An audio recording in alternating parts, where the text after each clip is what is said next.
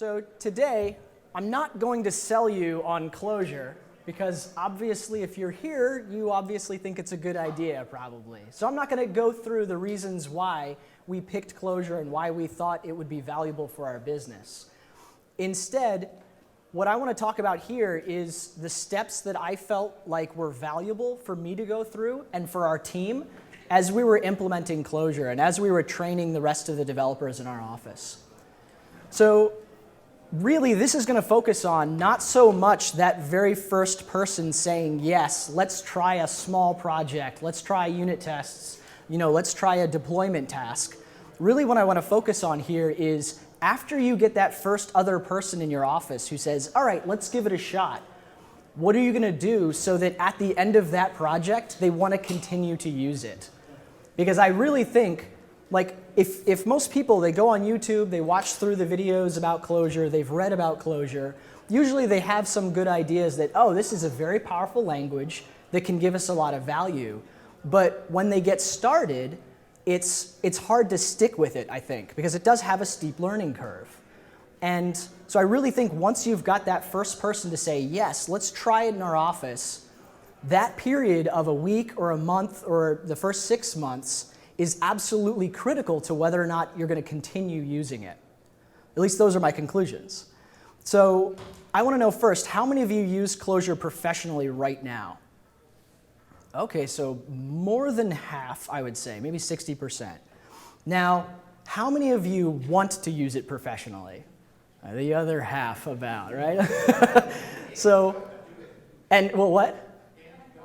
And don't already do it, right? Yeah, that would be the. So now the real question is, how many of you feel ready that if Monday someone came to you and said, all right, we're going to use Clojure, can you teach the rest of the team? How many of you would feel ready to do that Monday?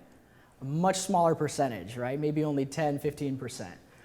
Now that's exactly where I was when I came to Conj 2 years ago.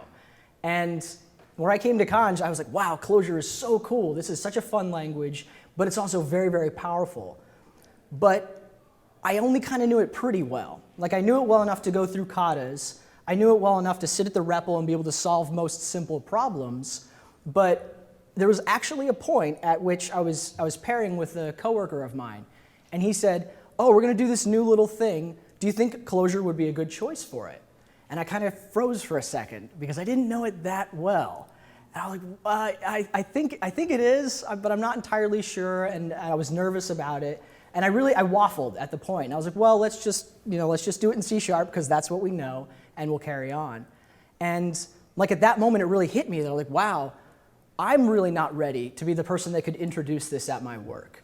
Like, I really need to put more work and more dedication and time in to the point where I could have confidently said, yeah, I know exactly this is the right choice, and I can explain to you exactly why it's the right choice, and I have a good idea how to get from 0 to 60. So what I did then was, that was kind of a wake-up call. And it's funny because I'm sure the coworker's going to watch this video and he's like, I don't remember that at all. Because it was a 2-sentence exchange we had for 5 minutes. But that really stuck out to me that I wasn't ready myself to introduce it. And so what I decided to do was said, well, I'm going to get really good at it. So I spent a bunch of time learning Clojure. I went through SICP, the computer science book. And over about 400 hours of working in Clojure, working through all the exercises in SICP, and then also I taught a number of meetups in Clojure. So I started to get to the place where I was actually teaching others, because I find that is a very useful way to learn.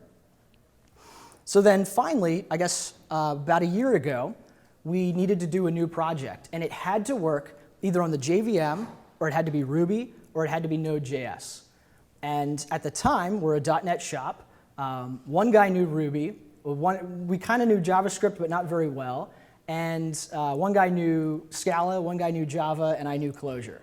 And there was just 3 of us were going to do this project together.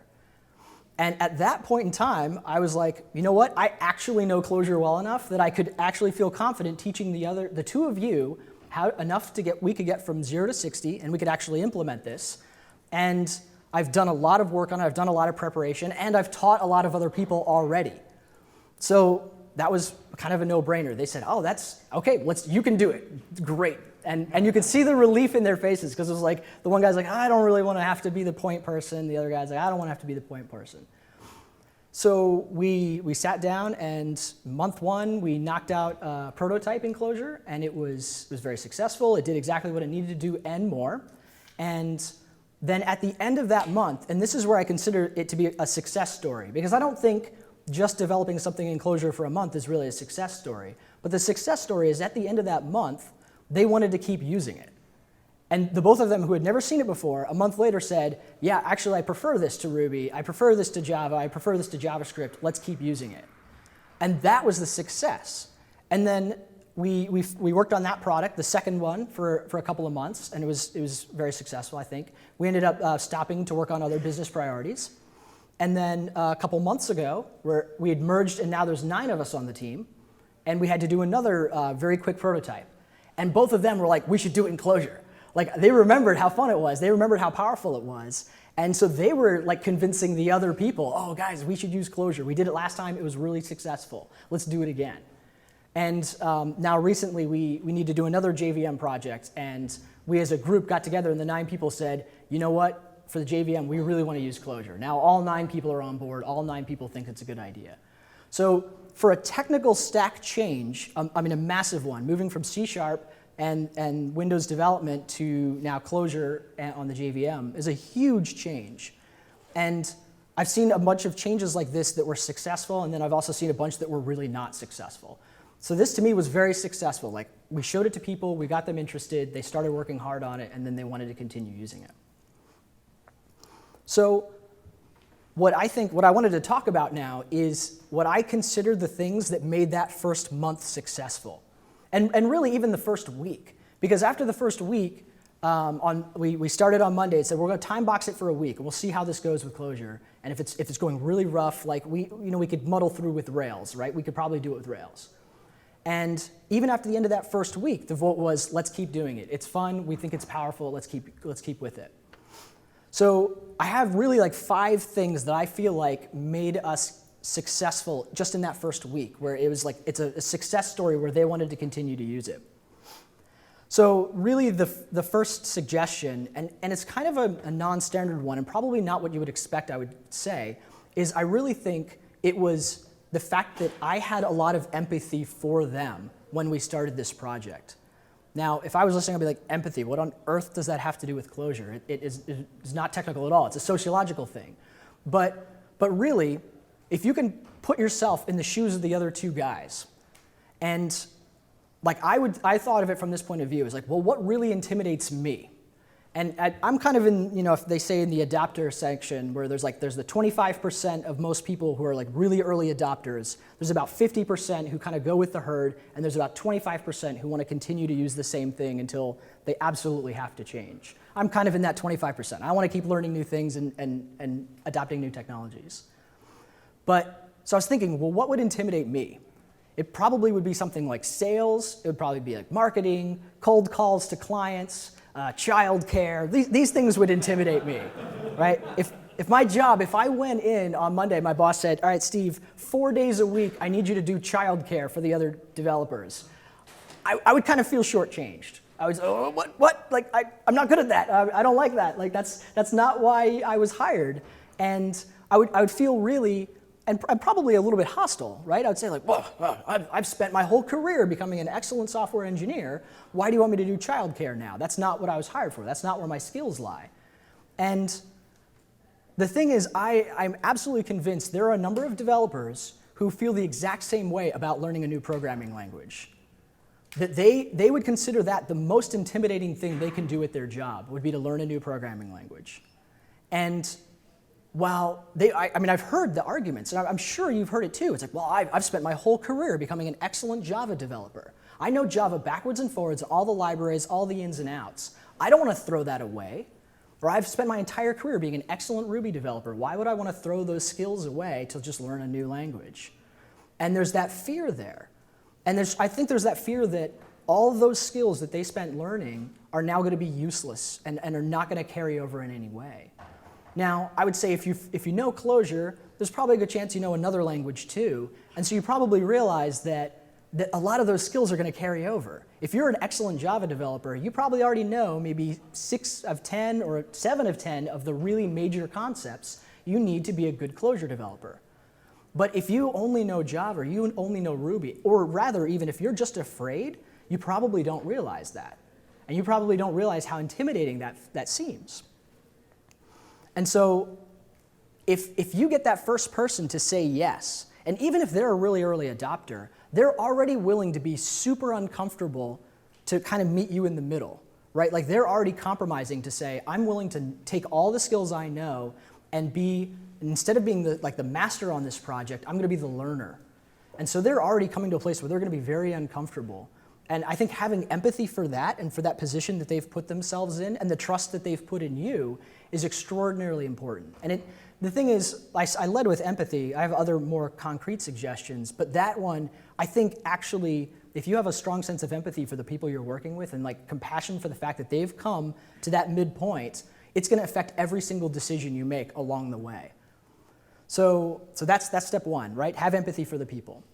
The next thing is, I would say, because now concretely, you have to teach these people, and really I think you've got day one, are they going to turn away on day one, and then week one. Those two are extremely, that's like the time frame, I think, where most people are going to say, let's just go back to Ruby, let's just go back to C#, we know that.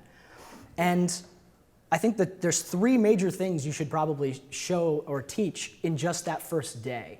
I would say the first thing would be you want to teach the REPL and the REPL workflow, and specifically the REPL workflow of being able to go into your editor and evaluate a single S expression. I think that one thing not only is completely unusual and really can't be had many other languages, but it's going to give them the tools they need to be able to teach themselves a lot of the other concepts. Because if you can quickly look at that one S expression, you can evaluate it and you can see what it does, well, you could do anything. You could learn every other piece of thing about Clojure just from that one little tool. And it's something that on day one, they need to learn. That's a learning tool right there. I'd say the second thing would be the fact that Clojure has world-class unit testing. Now, it's not a cultural thing to do a lot of unit testing in Clojure, but if you're coming from JavaScript, if you're coming from Ruby, or if you're coming from Java, they're probably coming from a really strong unit testing culture. And being able to very quickly on day one, hour one, say, here's how you do a unit test, look how crazy easy it is. That's a huge deal. And I think that's gonna sell people right off the bat, be like, oh wait, the thing I'm comfortable with, a unit testing culture where I'm building up these unit tests and executing them, look how easy it is. I can very, very quickly do that. And then the other thing, which is a bit unusual, is something like Prismatic Schema. Because if you're coming from Ruby or Java, you're used to being able to define that data structure and being able to see what it looks like and have that single representation of it. I think something like Prismatic Schema, it doesn't hurt your code in any way. It's actually quite valuable. But it's also a quick way. You can say, look, you want to define a data structure? Just do it like this. And not only that, while you're in there, I would show them the dependent typing kind of 80-20 value rule, where you could say, all right, not only can I say I have a string for a person's name, but every time it goes into a function, every time it comes out in a unit test, it has to be capitalized. Or every time I have a number here, it has to be an odd number. Like that's crazy. Not only are you defining your shape, but you're also defining the contents. That's very, very powerful and something that they wouldn't see anywhere else, really. So of those three things, we're going to check out the REPL, show them the unit tests, and show them something like schema for a runtime dependent typing, highly valuable. The thing I would not focus on day one or week one or really even month one is look how terse Clojure can be. And let's play like Clojure golf and try to do this amazing amount of logic in the smallest number of characters. That I think that's like advanced, and that's something that really is stylistic. Like it doesn't affect the code quality really. Like it doesn't affect the fact that the code is tested or that it's bug free. It really is kind of a stylistic thing that I think once you get comfortable with how terse it can be, you can write very small and very easy to read code if you know how to read it. So that's one thing I would say, like, save that for later. Like, it's more fun, and I found it really more fun when learning Clojure to kind of play with the brevity, play with the really strongly functional parts that let you write really terse code once I was learning it. And once I was a little bit farther down the road, that was kind of fun to discover on my own. If somebody had been shoving it down my throat early, I would have just gotten confused and frustrated. And then what I probably also wouldn't focus on, and I made this mistake, was core async on day one is a bit much. And I was excited because I'm like, oh, look at this, look at all the cool things, look at all the cool things. And the core async, it's fun. And that was just one concept too many, I think. And if you have a code base that needs those kinds of that parallelism, fantastic. And you can introduce it on week 2. But day one, week one, I would say let's just focus on the basics. Let's focus on the unit testing and the REPL and getting that down pat really quickly. So that's it. So now I've got, the next thing I would say is you need to be ready to compromise. Yes? No, there's no slides. Sorry. I'm scrolling through my thing. So the other thing is I think you should be ready to compromise on everything. And by that, I would say, when I say everything, it's with an asterisk, everything that doesn't affect like production code quality. So one of the things that I think is important to be able to compromise on is like what editors you use, and like whether or not you're going to be using, what shortcuts you're using, and whether or not you're using pair programming or not. Like those are three things right off the bat that can make or break the difference between how comfortable someone feels as they're learning it. And I actually, specifically for shortcuts. So this was a mistake I think we made, which is we used Emacs. And we used Emacs with evil mode. And that's a big pill to swallow on day one. And I remember on day two, I was like, oh, this is not going to work. Like, we got to come up with something better. And I ended up going through and changing all the Emacs in evil mode shortcuts so that they matched what we had in Visual Studio. And that was fantastic. Oh, once we did that, everything worked just fine. Because, and I could see, like, if somebody told me that, I'd be like, that's ridiculous. Why would you do that? But really, the reason I did that was so that that's just one less thing they have to worry about. Like, I don't want people to have to think like, oh, where do I find a file? Oh, how do I evaluate this function? Or like, how do I look up a definition? Or how do I see docs? Those things, I don't want those to be things people are thinking about. Like, I want them to be focusing on just writing code and being productive and working at the REPL. And something as simple as a shortcut, does it affect code quality? In no way. Does Emacs versus cursive affect code quality? Not at all. And it's something that I should be willing to compromise on if I want this actually to succeed as an endeavor. Another thing really was pair programming. That's something that a lot of times people find very uncomfortable, and a lot of times on both sides, if you're the trainer or if you're the learner, it can be very uncomfortable to do pair programming. But I think the first week, we did 4 hours in the morning I would do with the one guy, and 4 hours in the afternoon with the other guy. And we just paired back and forth, and it, I think, made a huge difference. Just for them to feel productive, like, we're gonna get things done. They would come up with questions in the 4 hours, and then in the next 4 hours, they would get them answered. So it's a very quick, very small feedback loop, and it let them, I think, feel a lot more empowered.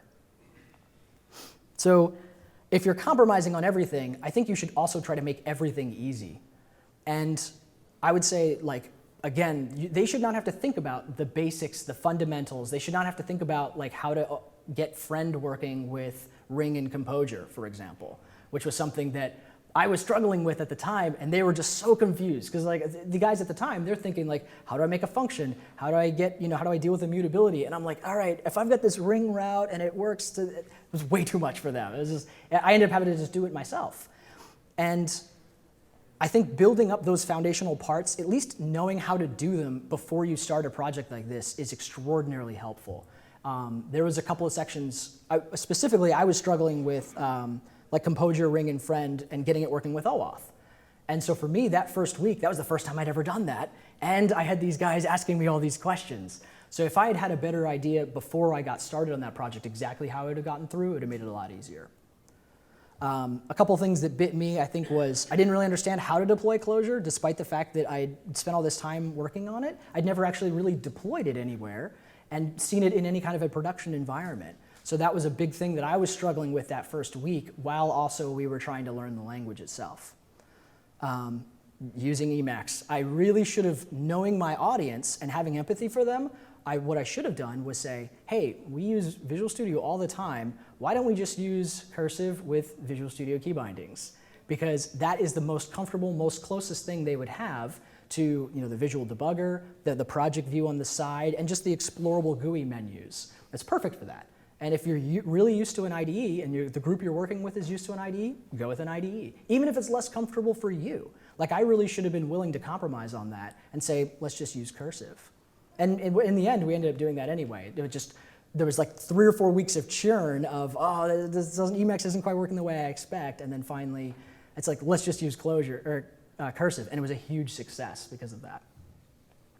Another thing that I think was really valuable was we're providing a style guide really early on, just to say, like, so you don't have to think about how do you format my code. Here's a style guide. We can come to a better style guide later, but here's my recommendation. We'll just start with this, and then in the future we can change. So we're going to have empathy, right? We're going to energize on the high-value things really, really early, and then also you as the person who's bringing that needs to be ready to compromise on anything that'll make it easier for them. The next thing I think you really need to be willing to do is to separate your ego from Clojure. And that's strange because you say like, well, my ego's not tied up with Clojure. You may think so until the very first time someone says, this sucks, I hate Clojure, it's so much easier in Ruby. And then suddenly you're like, what? No, Clojure's great, you're dumb. And you get into an argument with somebody. And you're like, whoa, wait, why did I get into an argument with somebody? Like, the truth of the matter is, for their skill level in Ruby and for their skill level in Clojure, it would have been easier in Ruby for them. That's the truth. They're just telling me how they feel. Why would I get angry at them for that? Now, the fact of the matter is, if they were equally skilled in both, perhaps Clojure would come out on top. In a lot of circumstances, I think it would.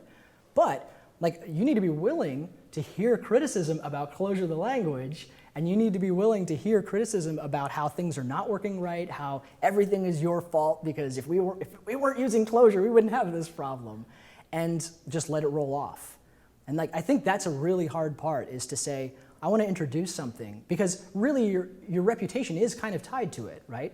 If you suggest, let's use a new language, let's use a new stack, your reputation, to some extent, it's going to be tied to it. If it's really successful, you'll look good. If it doesn't go well, you'll look poor. But in the same sense, the language itself, that you didn't write it, right? Like, we're just using it as a tool. A few people in the audience probably wrote it, but for the most of us, we're just using it as a tool. And we need to be willing to accept that, you know what, sometimes it's not perfect, and sometimes it doesn't work in every circumstance the way that you would want, and that's okay. And a friend of mine really, the guy that was on the team, it's a good thing that he was on the team, because he had showed me this exact same thing a couple of years ago. When he and I were working on a Ruby project. It was like my first Ruby project. I was like 10 days in. I had no idea what I was doing. And something went really badly with one of the gems, and I still don't have any idea what was wrong with it. And I didn't know what bundler was. I didn't know what gem lock files were, and I was completely out of my depth. And I had to change a library because of version conflict. And I said, all right, well, like I spent like hours and hours and hours fighting with this thing, and I was so mad at some point. And finally, like it was like something with like a zip library that had been renamed, and now this is the wrong version. And so finally, I went to the dude, and I was just like, kind of haha, only serious. I was like, this is your fault. Like, if we weren't using Ruby, I wouldn't have this problem. And rather than him just be like, well, you don't know anything about Ruby. It's your fault. Like, if you were more skilled, you wouldn't have this problem. Instead, he was really gracious. He just said, oh, you know what? Like, let me come help you out with it. Like, oh, it can be really frustrating to use Ruby gems. Sure, yeah, let me sit down with you and we'll work it out together. And like, just seeing him deal with that, and like the flack that, like, I was kind of kidding, but I kind of wanted to see how he would react. He was very gracious, and like that really led me to trust him further in the work that we were working on. So that idea, if somebody is struggling with something, if somebody's complaining, if somebody is, you know, bashing it or bad-mouthing the language or the tooling or the way that you've set it up, I think it's really important to say, like, yep, sometimes it really is frustrating, and sometimes it really doesn't work the way you'd expect, and let me come help you out. Or maybe they don't have a legitimate problem, maybe they're just kind of frustrated in general and need to vent. Okay, cool, yeah, you're right, that is frustrating. And just listen, hear them out, and let them get through that. So the last thing I think is important is really that you should probably be prepared before you suggest that you could implement Clojure as a project at your work. And there was a number of things that I wasn't prepared for, and really surprised me that first week, because I just really had never actually deployed Clojure code before. So I didn't even know how to really make a jar, because I'd never really used Java before. So I was very confused about some of the fundamental basics of the language that I would have seen had I even deployed a very simple, you know, even a hello world web application. I would have seen that, and that really was a due diligence I should have done. So I really recommend, like, if you're going to do something like this, I've heard, like, sometimes people give advice, I think, that says, like, well, if you're nervous about something, or if you think you might not know enough, you know, just put yourself out there and just figure it out and just go for it.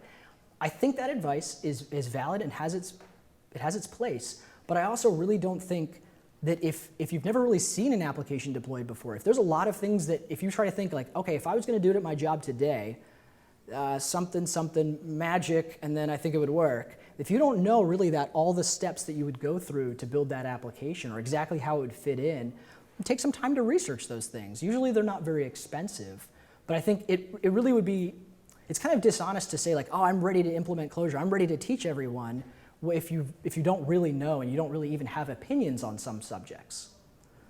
So really those were the things that I think made it very, very successful. It was like, I tried to have empathy for the two of them, and I think it showed through. Because in every decision we made, it was very much trying to, how can I make this as easy for you as possible? How can we get obstacles out of your way so that you can be productive and learn it very quickly?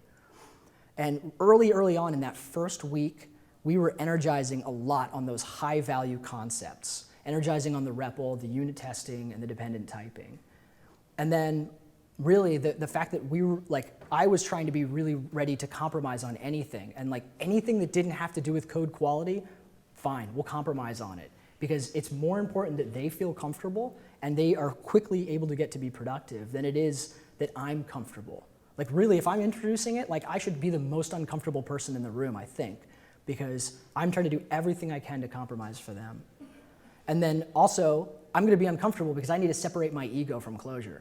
I need to separate my ego from the fact that, you know what, sometimes it really is frustrating, and sometimes things don't make sense, and sometimes the errors don't make sense, and that's gonna be okay. And I need to be willing to go there and help them. And hear that and not take offense. Because it's very obvious, if somebody's complaining about Clojure, it's very hard to fake not being offended. You have to really just like, hey, it just is what it is. Let me come help you. And then also I need to be prepared before I start these kinds of projects in the future.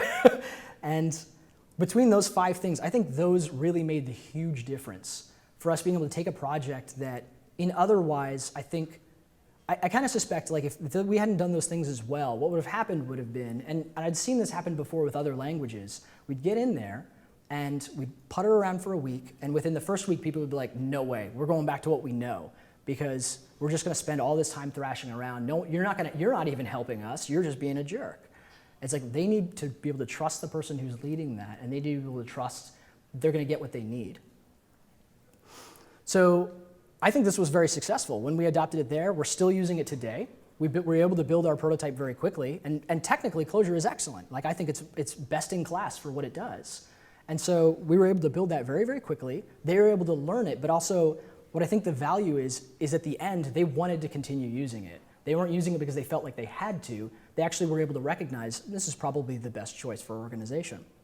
And then also so much so that a year later, they wanted to continue to use it and continue to convince other people in the office to use it. So I think that's a very powerful thing.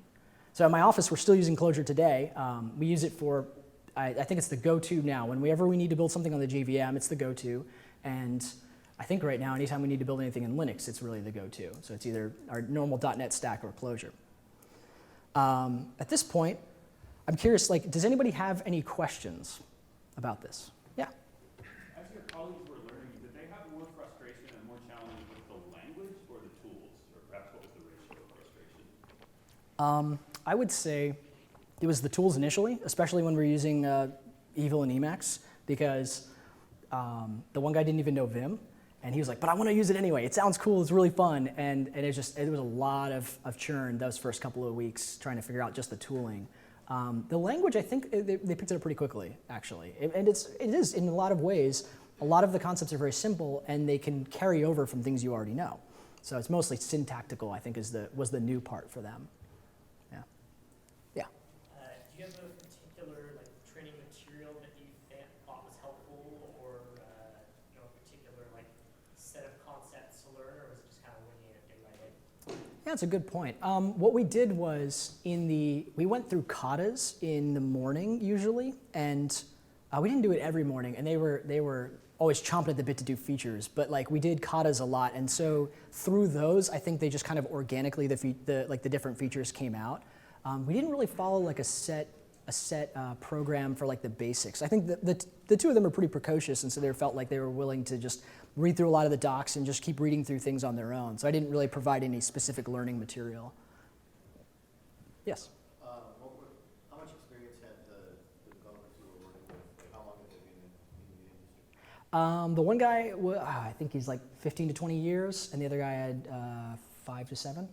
So So, and then of the 9 that we built the project a couple months ago, it was all the way from like a new co-op all the way up to like 15, 20 years. So, yes. What was the first app you used in the full stack thing, and also the developers had domain knowledge of what you were building? Okay, yeah, it was very much in line with our existing domain, so I'll answer that part first. And so everyone was very comfortable with the domain already, and it was a full stack web application, which we had some experience building before, but not a huge amount necessarily. And it was especially unusual in this case because we were deploying it on sort of a Heroku competitor that IBM was building. So it was part of the thing was to showcase that. So it did that as well. But then we explored a bunch of concepts. We were able to, I feel like because of Clojure, we were actually able to explore some concepts that would have been very difficult otherwise. Specifically, we explored an event sourcing architecture, where we were able to say, fill an event store full of events and then have read databases populating off of that, because it had to be extraordinarily high volume. Did you do Clojure script in Clojure, or was it? We did not. We just used JavaScript because I didn't know. And there's a good reason where if I'd been better prepared, we would have used Clojure script. But because I wasn't very well prepared on it, we were like, let's just use JavaScript. So, yeah. Yes. Have you seen anything, I guess, in the kind of .NET C# programming? Have you seen anything coming over into that from what they learned and used in Clojure in terms of style or how they're approaching things? Well, okay, so we were doing primarily C#, and when we started using this for Clojure, we built the applications and then built the prototypes and the applications. And then when we went back to our C# application, we were like, we want to use Fsharp. So we ended up, which Fsharp is kind of like on the other side of the typing chasm, but it's very similar in a lot of ways. And it has the immutability, it's very functional. And so I think most of us are using Fsharp where we find it appropriate now for our legacy application. Yeah. Yes? So you focused on after you got somebody on board and keeping them on board, continuing to train them. How do you get that first person on board? Do you have any insight? Yeah. So that first person on board, like how to get that very first person to say yes, I think is really the most important thing is building trust. And like it was very easy, I think, for these guys. We had to, right? It wasn't a trust thing at all. It was you have to make something that works in this Heroku-like environment, one way or the other. And so we had to pick a new stack. But I really think in the cases where I've seen it in the past, it's sort of finding like that one other person who's going to kind of be an ally with you. And usually in my case, I find that, like I talked about the 25% of the early adopters, usually one of those early adopters, if you can find them, you say, hey, look at this cool thing, it's really neat. And over time, you could probably find someone who will say, oh yes, let's give it a shot for this little sliver somewhere or this little deployment app or something. And yeah, like how to get them to say yes is a large topic, but that would be my first pass on it. So, yes. Yeah, this is more of a war story observation. If you are also using Maven, check the people's Maven settings file, because it is possible to misconfigure Maven in such a way that line engine will not work. And guess which one gets blamed for it? Line engine defines what the simple repository is by URL. And if you try to define it as something else to perhaps use your cache instead, that's not the right way to do it. And it will screw up the local repository. So that goes to the point that the tooling will get a bad reputation and you will never overcome it. It's good advice. All right. Anyone else? Yes, sir. So my question is, how did you convince the leadership team as well as upper management? So at the time we were working for IBM, and my office has since been acquired by another organization. And at the time, IBM is a very large company. So there wasn't really anybody who was curious what we were using or doing, I don't think. Or if there was, they never asked. So we didn't tell. And at the time, that my organization is very self-organizing and democratic, and so it was in this instance, it really didn't have to convince anybody at all. It was if the developers think it's the best choice, then that's what we'll use, and if it meets the needs of the business, then it meets the needs of the business. I think in other places where I've seen, it's a trust thing as well. I think it's a case of building up that trust with the people who are trying to drive that idea forward. So, yeah. Yes, sir. Can't cast keyword to iSeek. Can't cast keyword. Nightmare scenario, and how many times is that, people would say to you, yoo-hoo, and they'd show you this typical error message on their screen, you spend the next 6 hours trying to figure out what it done wrong. How often did that happen? Yeah, so the question, I guess, was the can't cast keyword to iSeek, or just any arcane error, right? It didn't happen as much as I would have thought, and I think a really heavily REPL workflow is what prevented a lot of that. Now, it can always absolutely could happen somewhere else, but I really think that was a big thing that went. And it was really easy, I think, when you're building it up out of these small pieces and you're testing them in isolation through the REPL and with a strong unit testing culture, I don't think we ever saw a problem that took us more than a few minutes to fix. But that being said, I think something like Prismatic Schema really helps with preventing the mushiness of the Clojure data structures, where you can just say, I changed the data structure and you don't necessarily know, and now you're getting back something different from what you expected. We ended up using that, I believe, later on, and it made a big difference in preventing those sorts of errors, I think.